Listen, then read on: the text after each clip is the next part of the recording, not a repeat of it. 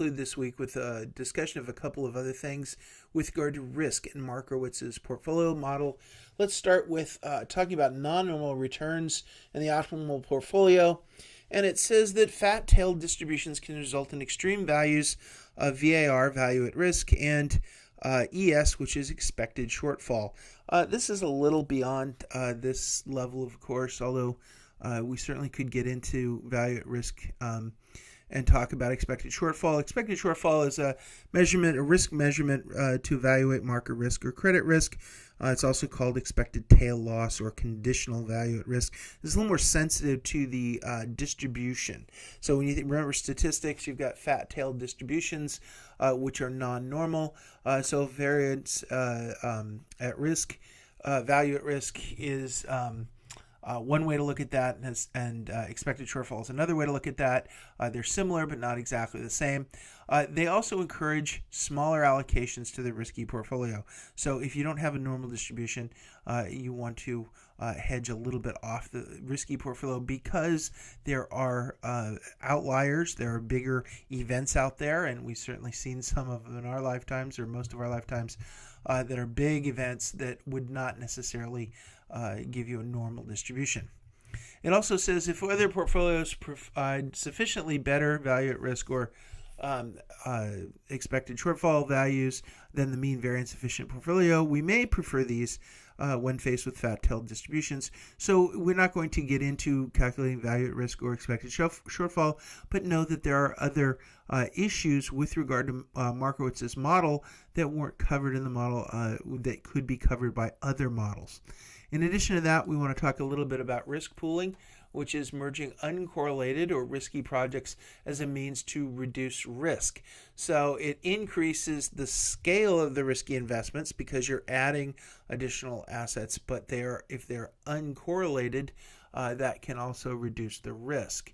So you've got a larger scale, but you could have a little bit less risk. The tie-in here, of course, is the insurance principle. Risk increases less than proportionally to the number of policies when the policies are uncorrelated. In other words, you want to have your policies distributed across the country as opposed to in one area where a natural disaster could wipe you completely out. And of course, this increases your Sharpe ratio because of the leverage that's going on here. Risk sharing, risky assets are added to the portfolio.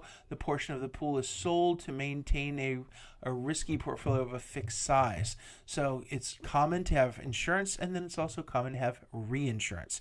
So they take a risk pool and then they sell off a piece. If you follow gambling and bookies, they lay off some of the action to someone else. This is a version of risk sharing. True diversification, of course, means spreading a portfolio of a fixed size across many assets, not merely adding more risky bets to an ever-growing risky portfolio. So what we're trying to do, as I said with the boats in the bay, is to put a little bit of money in all the boats, and therefore if one boat sinks, we're okay.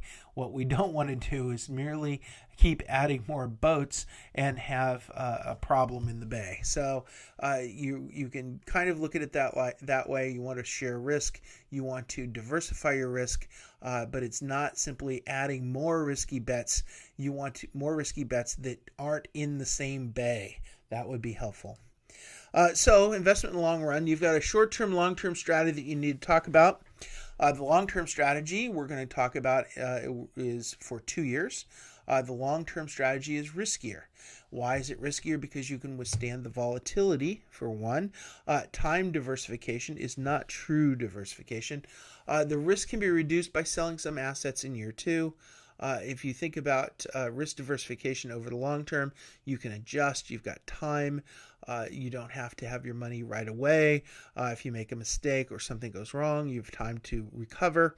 So a long-term strategy is somewhat separate from a short-term strategy. In this case, the invest in the risky portfolio for 1 year and the risk-free asset for the second year, that's a short-term strategy. Why would that be a short-term strategy? Because whatever happened in the first year, you've locked it in, and therefore the second year will not be nearly as volatile. In fact, it won't be volatile at all. It'll all be in the risk-free asset.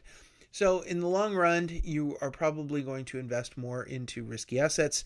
In the short run, of course, let's say you're saving for a house or you're saving for an investment or a company's about to make a big investment, you certainly can't take other risk with your money that you're going to use for that investment. In other words, don't gamble your down payment on your house. Okay, I think that covers Chapter 7 pretty well. There's some homework. You're going to do some beta calculations. I'll throw a video in there on how to do those as well. If you have any questions, talk to your professor. Thanks so much. I'll talk to you next week.